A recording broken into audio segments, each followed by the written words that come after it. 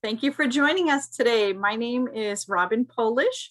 I'm the administrative assistant at New Hampshire Interlocal Trust, your health insurance provider. I'd like to welcome Mary Kimmel from KGA, our work-life assistance EAP provider.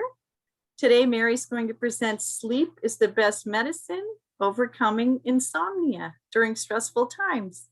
If you have any questions or comments during the session, please feel free to use the Q&A or the chat features at the bottom of the Zoom screen. Take it away, Mary. All right. Thanks so much, Robin. And it's a pleasure to be here with you today. So as Robin said, I'm with the Trust Work-Life Assistance Program, and I will say just a little bit more about that at the end. But this is a very important topic right now. Given the whole entire past year and everything that we've been coping with, one thing through the assistance program that I have been hearing a lot about is how, given the underlying stresses that everyone is dealing with, it's affecting sleep. And sleep is the one kind of wellness feature that, we can go for a week or two and our diet's kind of off. Maybe we're on vacation or something, and, maybe we don't get quite the same level of exercise in. But any one of us knows a night or two of not sleeping, and we start noticing that right away. And it has greater implications when it comes to our overall mental and physical health. So today I'm going to talk about just understanding sleep. What are the actual stages of sleep and what do they do for us? And then looking at what are the factors that have a negative impact on our sleep. And then we'll go on to learn how can we start to work with that? What are some strategies that we can do both to prepare ourselves for sleep and also just lifestyle changes that we can make? So my hope is by the end of the session, you'll have some ideas, some things that you can tweak and try to see if that just helps you get a better night's sleep. As Robin said, any questions or comments throughout the session, feel free to just chat them in or use the Q&A, and we'll pause and answer questions. So one of the big questions we always get is how many hours of sleep do we need per night? The old adage is 8 hours. You've got to have 8 hours. However, the amount of sleep, the hours isn't so important as how do you feel when you wake up in the morning? Do you wake up and feel that you're rested? Some people are known as short sleepers, 6 hours or so, and they pop out of bed in the morning and they're full of energy and have a good day.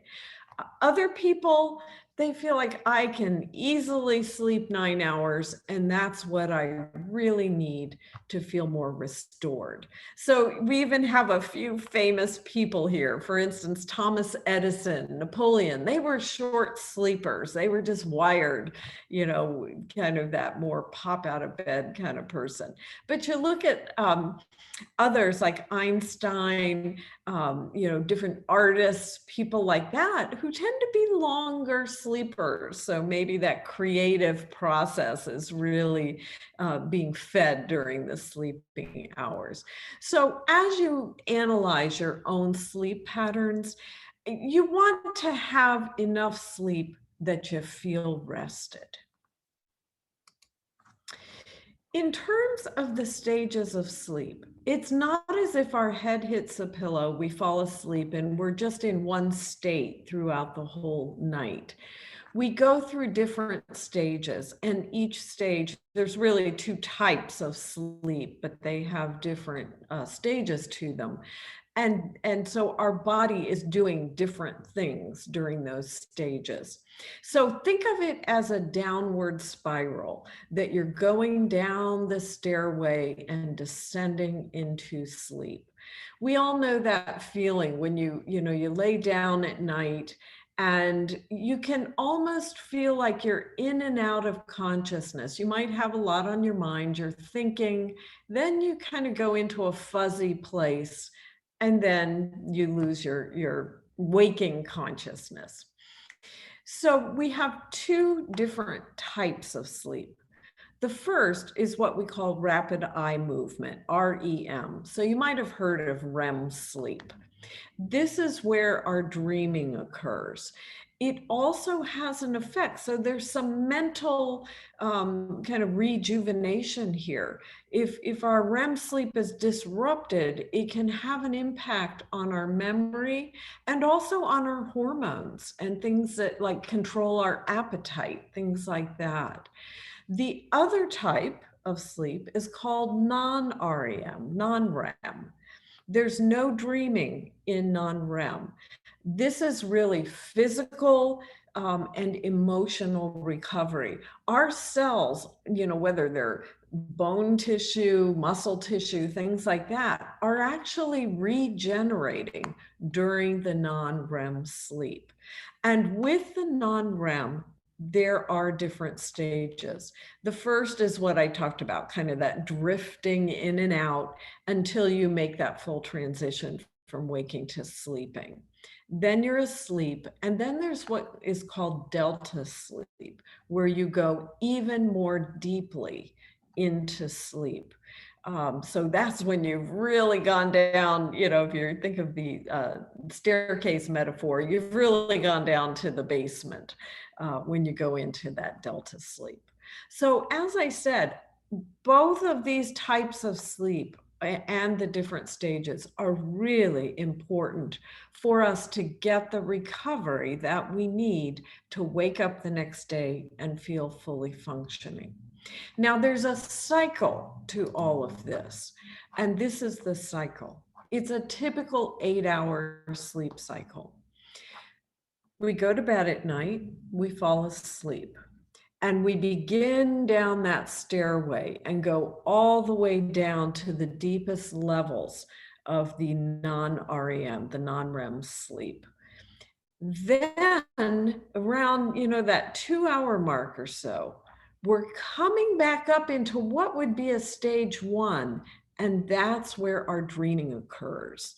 And so we repeat this pattern throughout the night. You'll see we don't, as the night wears on, we don't go quite as deeply into the non-REM sleep. But the REM actually increases. Our first kind of cycle of REM, dreaming, sleeping, is about 15 minutes or so. And then each time that it comes back, it increases until the last cycle could be, 45 minutes up to an hour. So that's the cycle. I think we all have a sense of what happens when your sleep is broken and you wake up in the middle of that cycle. It can be very disorienting. Or if we use alarm clocks, if our alarm goes off and we're still in a pretty deep sleep, it can leave us feeling kind of incomplete or tired. So that's kind of the ups and downs of alarm clocks. We do need them in some circumstances, but if our sleep can be natural, that's all the better. Any questions so far about the different types of sleep in the sleep cycle? Feel free to just chat that in. Okay. So then we say, what is insomnia? What happens to us? And just think about your own sleep. That's where perhaps we have difficulty falling asleep, or maybe we're exhausted, we fall asleep, but have you ever had that experience? 2 o'clock in the morning, you wake up, you're wide awake and your mind is racing. Or you're just waking up too early in the morning. You were really hoping to get an 8-hour sleep and you wind up waking up at 4 o'clock and that's it. Or even, could be you sleep for 9 hours and you wake up and you're exhausted. All of that indicates that there is some disruption to that sleep pattern. Now, as I said, a night or two of that, we know what that feels like. You have a night or two of not sleeping well, you're going to feel it. But we can usually recover from that. But a short-term insomnia is where it might last anywhere from 4 nights to 3 weeks. Now, that could be because there's something, a big event going on in your life. And you're doing a lot of planning, you have a lot on your mind. Maybe you're even really excited. And that might disrupt your sleep for a week or so. It might be that you're going through a really stressful period in your life, and there's a lot emotionally that you're handling. But the intensity of it is maybe 3 weeks to a month or so. We ultimately can recover from that, but it will take a toll. Now, the chronic sleep obstruction, that's when it goes beyond that 3 weeks to a month. That's when it really can start to have an impact on our health. And I'll talk about some of that impact. But, just thinking about if I'm having problems with my sleep, any of these types of problems, where do I fall in this? Is it transient? Is it short term? Or has it become chronic? And that really is an indicator for you about what your next steps might be. So when our sleep is disrupted for too long, you could see some of these types of things after a couple of nights. And then some of the others, will be that more chronic effect. You'll see it happening in mental, emotional, and physical ways. You might feel anxious, irritable, more short-tempered. You might find that you're just low energy, low, motivation, not enjoying your life, not as engaged. That's where it's really starting to have an impact on your mental, emotional health. Also mentally, it can impact memory, just your ability, your executive functioning, making decisions, things like that, critical thinking. On the physical side, it's that long-term fatigue where you feel like I just don't have the energy that I should have. After just some short-term disruption in sleep, our reflexes are slowed. And they've done studies where they've shown that people driving cars who are sleep deprived can have the same kind of impact as people who are, let's say, under the influence of alcohol. So it becomes not safe at some point if we're too sleep deprived. And then in terms of our physical health, it can cause problems with our heart health, our blood pressure, which then in turn, can lead to stroke, things like that. Because it's affecting our hormones and our appetite, things like that can lead to obesity. And certainly it can lead to more serious mental health issues. So I'm not sharing all of this with you to scare you, but to just say, sleep is really important. So now we're going to move on to what can we do about it. First of all, is to stop and think about, if my sleep is disrupted, what's the cause? Because that's going to determine how we deal with it. It can be mental, emotional distress. Now, when I say distress, it could be anything from, I'm planning a big family get together in July. We're so excited about it, but we've got so much to do to get ready for that, that I'm pretty distracted. Or it could be, I'm going through something, maybe I'm going through a separation or a divorce, that kind of thing. Maybe I'm having financial problems that are really weighing on me. So it could be mental or emotional disruption. It could be medical problems. So that could be anything from medications that disrupt sleep to chronic pain, things like that. And then there's our lifestyle. How are we preparing ourselves for sleep? And I'll talk a lot more about the lifestyle aspect of this, because this is something that you can start making some tweaks right here, right now, today. And then just poor sleep habits, which really play into, I call it sleep hygiene. How are we preparing ourselves? The lifestyle and the sleep habits kind of play together.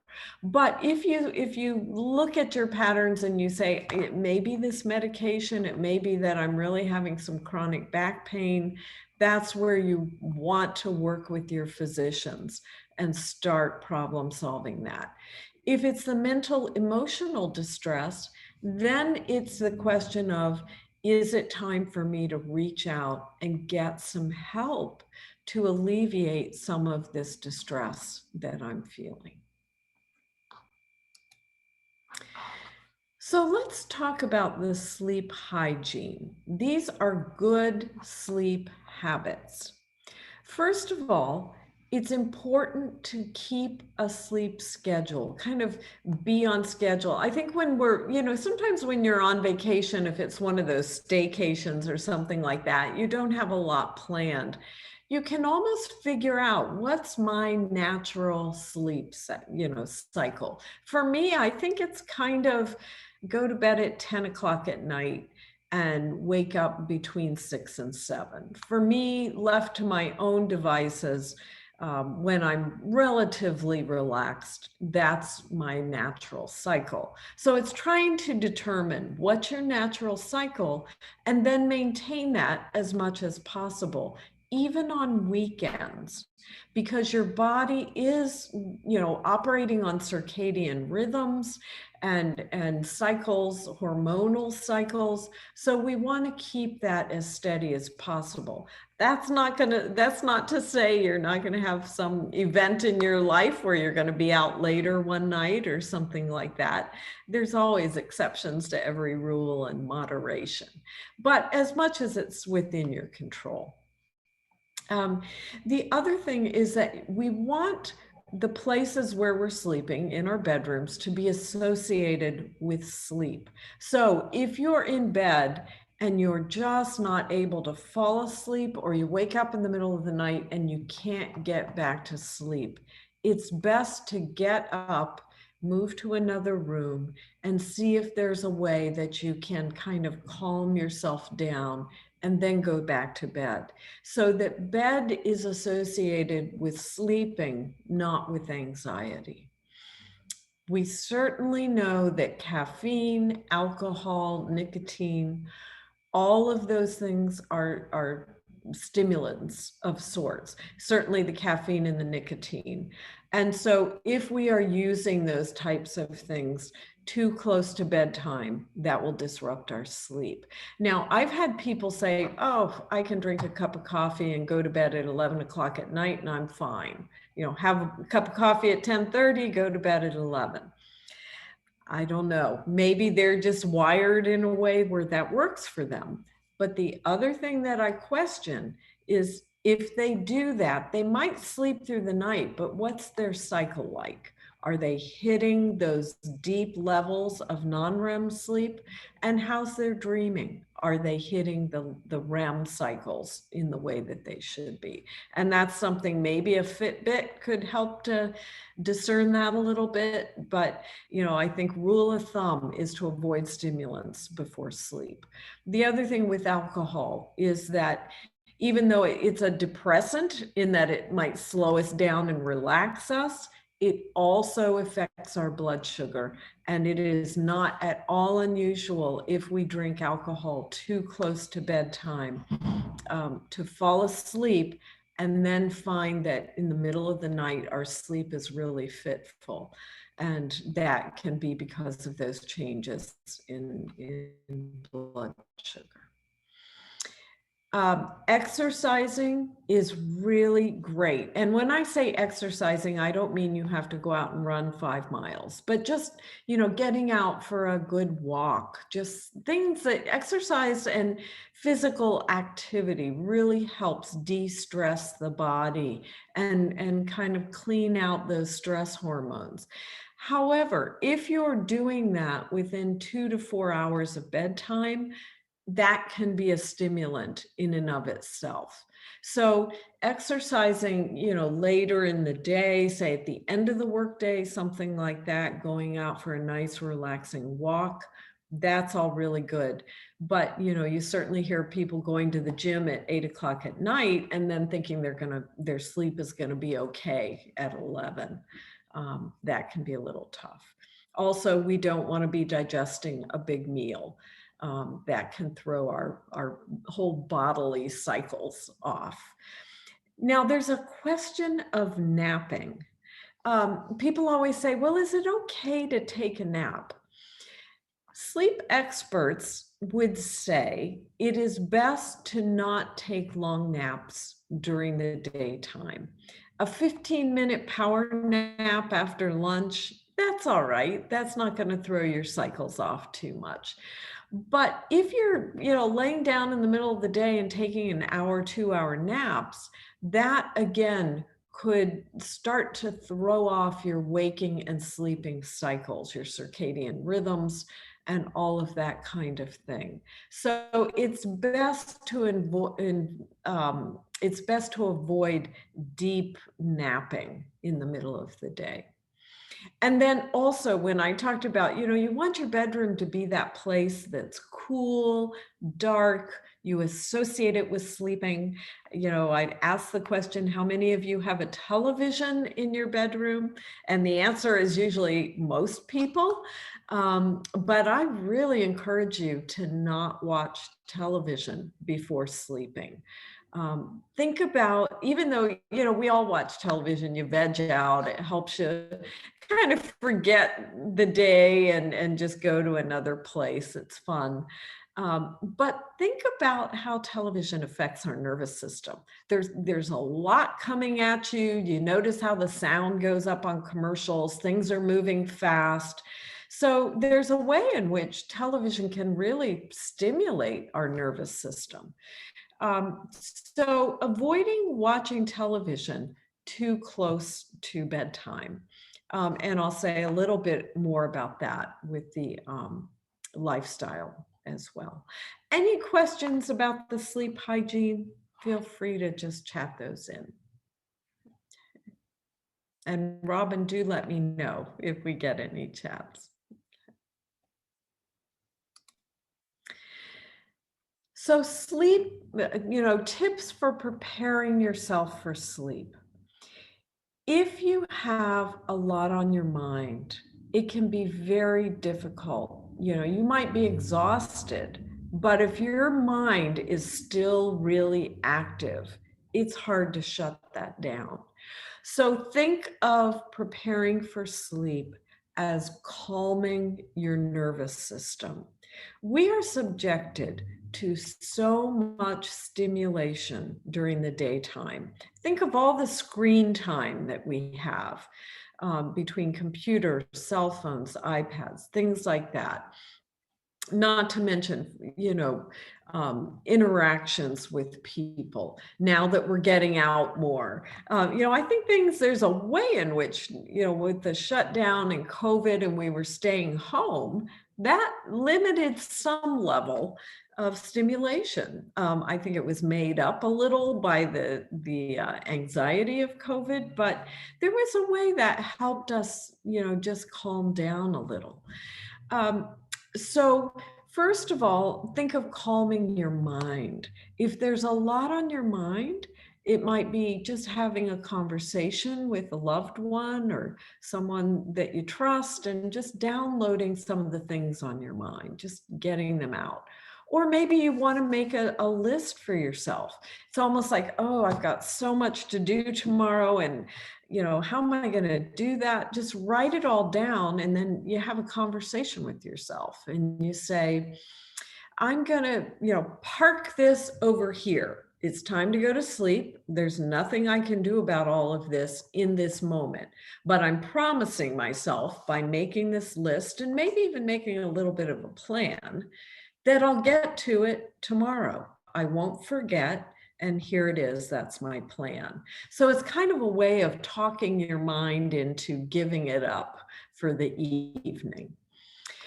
When I talked about turning off the television, there is research out there, and it's been out there for a while now, that has identified screen time as overstimulating our nervous system. It's something about the blue light in the background.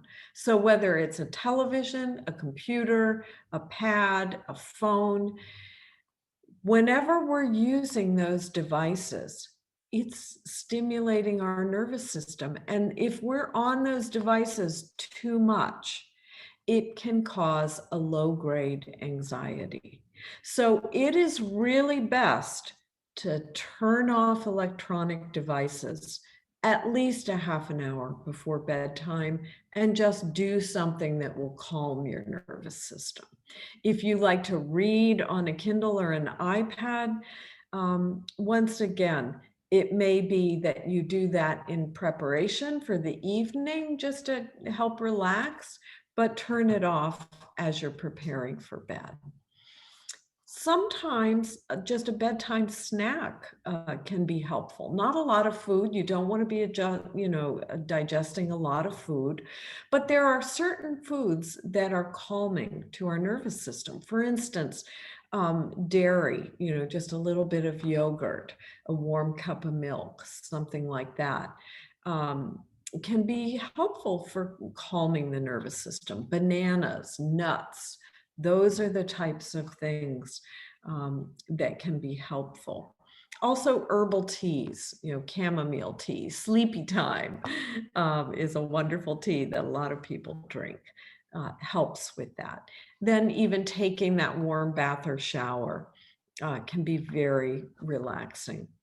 And then also, if you utilize relaxation techniques or soothing music, I had told you turn off that phone, before you go to bed. But if you have some mechanism where you're not reading on your phone and maybe you have something where that's playing calming music for you, these are some of the sleep apps that can be helpful. There's one called Calm that has some sleep preparation. Headspace, Relax Melodies. These are all things that can be really helpful. Breathing exercises, guided imagery, that kind of thing that just helps you calm down. And also just very calm, beautiful music. There's so much out there in that respect.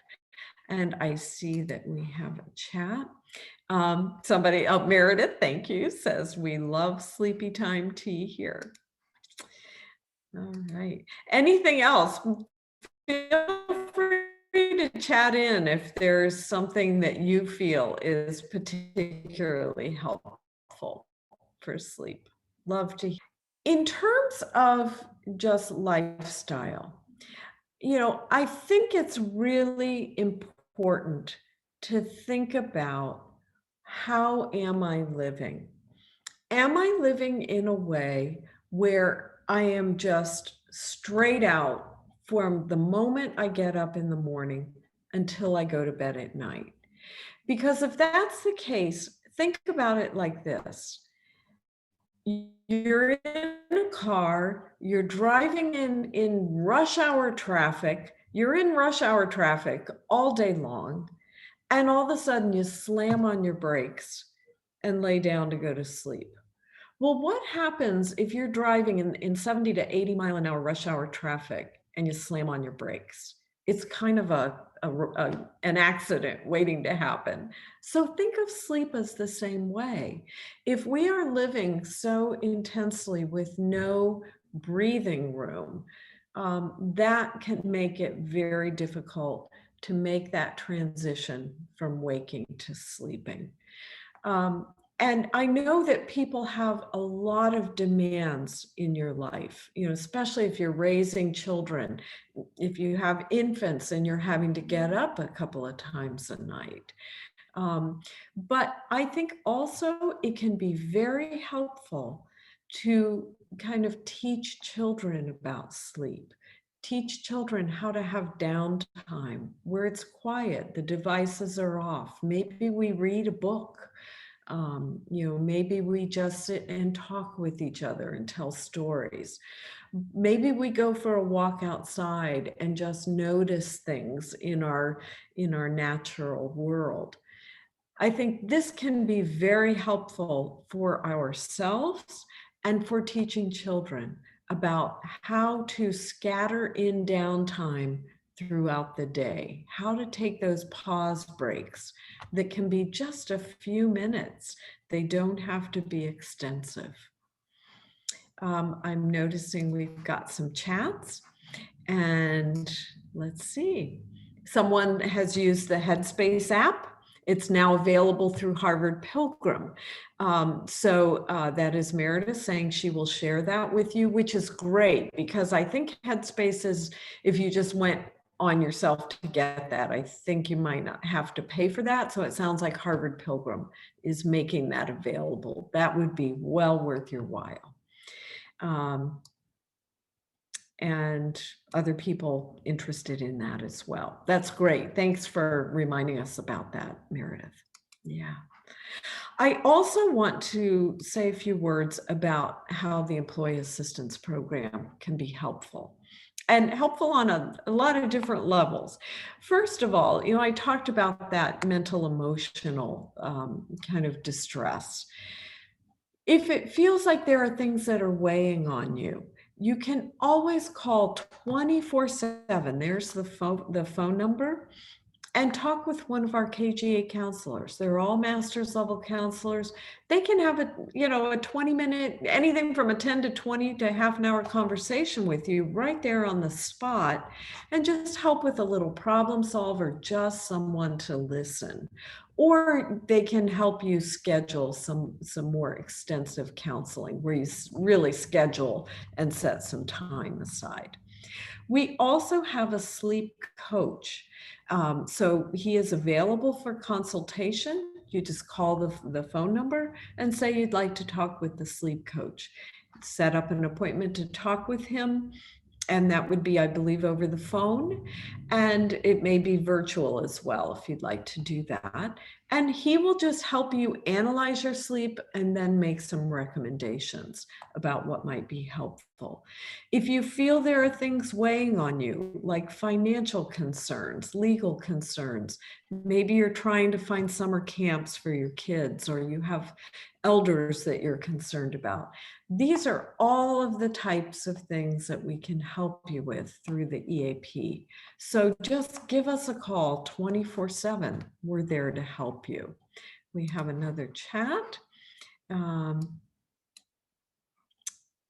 Yep, sounds like Al likes the app as well. The other thing that I encourage is for you to go onto the website. So you go to the Interlocal Trust website and you'll see Trust Wellness. And then when you go on there, you'll see the Trust Life Assistance Program, the Work Life Assistance Program. You scroll down through there, and then you'll see how to access, and you can go right into the website. You just need your company code, which is NHIT. And then from there, you want to set up a login and a password, because that will give you access to the parts of the website that can really help you with sleep. So you'll see down there, if you go into resources on the website, resources by topic, you'll see a tile for that. Go into physical well-being, and then there's another tile on sleep.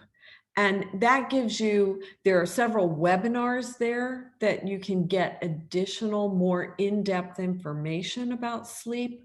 There are articles, there are links out to other experts regarding sleep.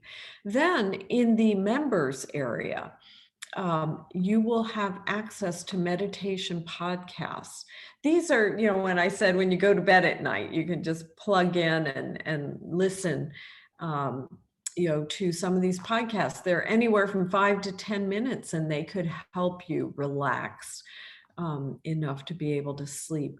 There's something called the My Mindfulness Challenge that helps you establish a mindfulness program, a mindfulness meditation practice. It goes on over 30 days where you sign up for it. They send you emails that really train you in mindfulness meditation.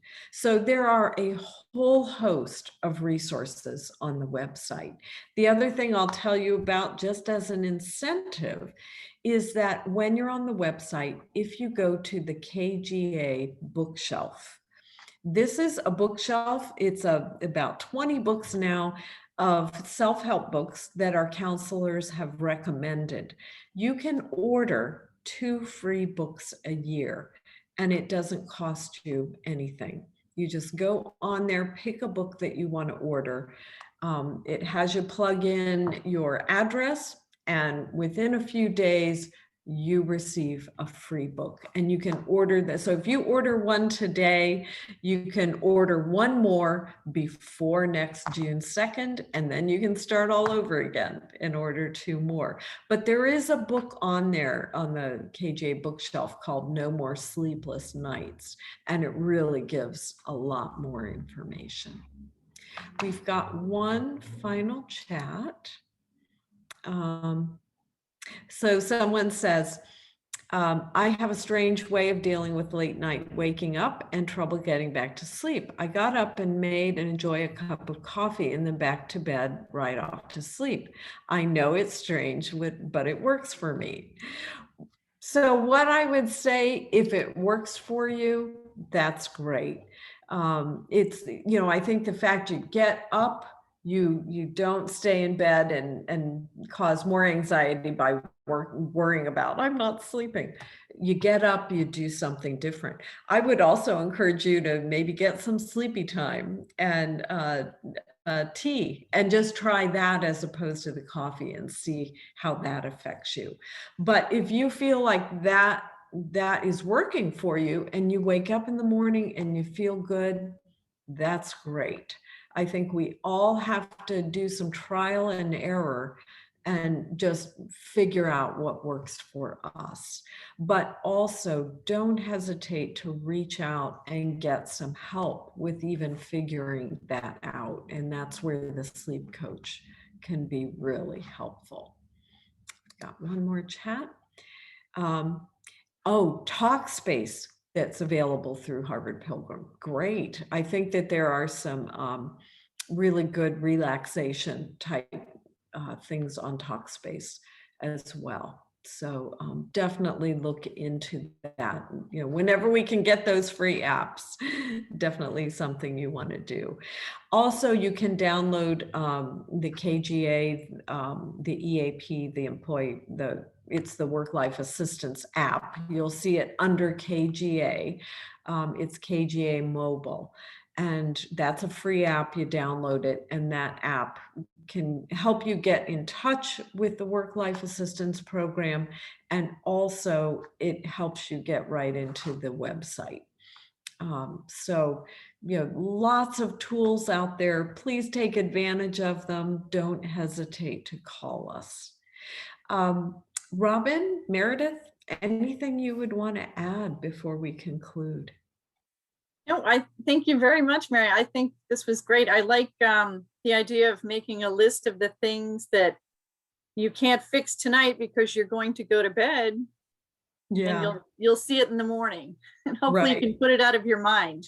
It's almost like, having a little conversation with yourself, and saying, you know what, there's nothing more we can do with this tonight, but I promise I'll get to it. That's right. Get a good night's rest and do it in the morning. We'll have another day. Right. Yeah. Well, thank you so much. It's been a pleasure to be with you all, and do not hesitate to reach out, through the work-life assistance program. We're really here to help you in whatever way we can. So Thank you very much, Mary. you're welcome. Take And care. thank everyone for joining us this afternoon. Have a great evening. Yeah, thank you. Bye-bye.